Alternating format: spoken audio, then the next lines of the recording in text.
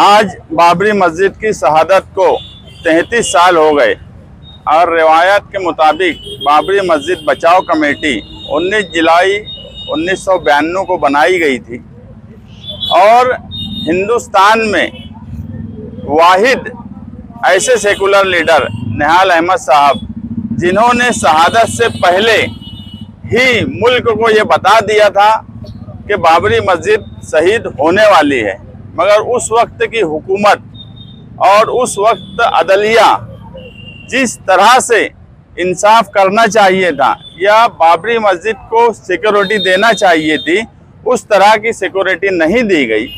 और निहाल साहब की कब्र पर आकर अजान देने का मकसद ये था कि ये ऐसे वाहिद लीडर थे। ये नई नस्ल को समझने की ज़रूरत है कि जो अपनी पूरी ज़िंदगी काली फित लगाए और अपने मरने के बाद भी उन्होंने पहले से बोल दिया था कि मेरी कब्र में काली फित बाबरी मस्जिद की शहादत की साथ में देना। उनसे कई मर्तबा कुछ सोशलिस्ट लीडर, कुछ कांग्रेस पार्टी के लीडरान भी कहते थे कि बाबरी मस्जिद शहीद हो गई, एक मस्जिद के शहीद हो जाने के बाद उसे भूल जाना चाहिए। तो साहब हमेशा कहते थे कि सवाल एक मस्जिद के शहीद होने का नहीं है, सवाल इस मुल्क के दस्तूर का है। बाबरी मस्जिद की शहादत सिर्फ एक मस्जिद की शहादत नहीं है, इस मुल्क के दस्तूर की शहादत है, इस मुल्क के सेकुलरिज्म की शहादत है। इसलिए उसका एहतजाज होता रहेगा, क्योंकि हिंदुस्तान आज़ादी के बाद दो हिस्से में अगर बटा तो 6 दिसंबर 1992 से पहले का हिंदुस्तान और 6 दिसंबर 1992 के बाद का हिंदुस्तान।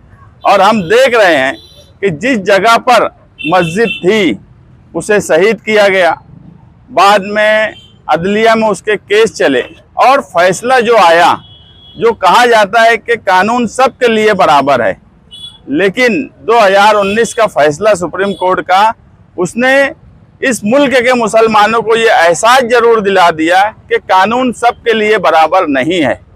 मेजॉरिटी, आस्था और जजेस का बाद में इस तरह का बयान कि कोई बंदर आकर बैठता था और वो बंदर हमें हनुमान की तरफ से लगता था कि आया है और उसको देख के लगता था कि ये फैसला करना चाहिए मंदिर बनाने का। तो ये कानून में इस तरह के आस्था पर फैसला होना ये मुल्क के लिए बराबर बात नहीं है।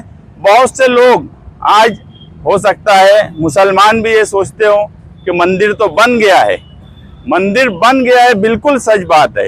33 साल में आरएसएस का जो मिशन था उसको 25 सितंबर 2025 को मुकम्मल किया गया कि उस मंदिर पे भगवा झंडा लगाने के बाद हमें किसी मंदिर पर भगवा झंडा लगाने पर भी एतराज नहीं है, मगर जिस जगह जिस तरह से मस्जिद को तोड़ा और शहीद किया गया और उसके बाद जिस तरह से आज हमें 2 नंबर का शहरी बना दिया जा रहा है, हमें यह एहसास दिलाया जाता है कि इस मुल्क में कानून हमारे लिए बराबर नहीं है, बार बार यह एहसास दिलाने की कोशिश की जाती है।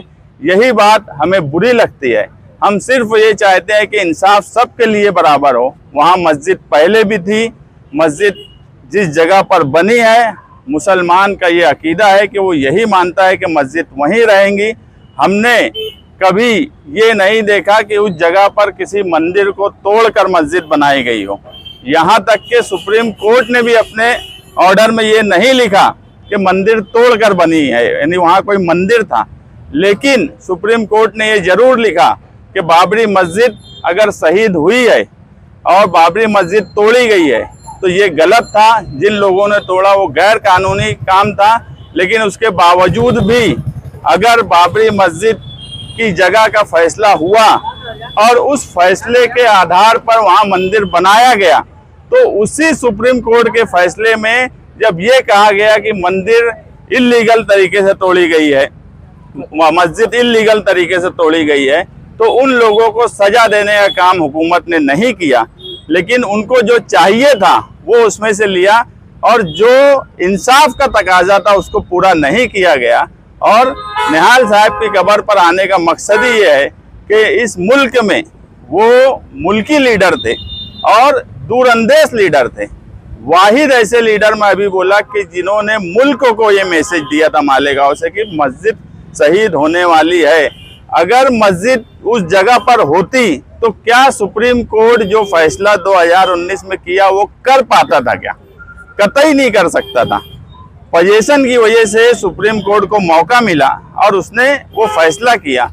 अगर निहाल साहब की बात उस वक्त की सेकुलर सरकारें मानी होती या समझी होती तो आज मुल्क के हालात कुछ होते।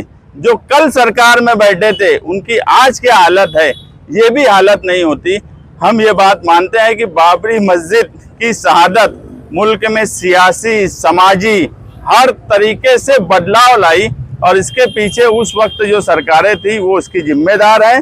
और जिन्होंने राम मंदिर आंदोलन खड़ा किया था आज वो सरकार में है। और उनसे हम सिर्फ इतना ही कह सकते हैं कि इस मुल्क में मुसलमानों को बराबर से इंसाफ मिलना चाहिए। उन्हें भी ये एहसास होना चाहिए कि कानून सबके लिए बराबर है।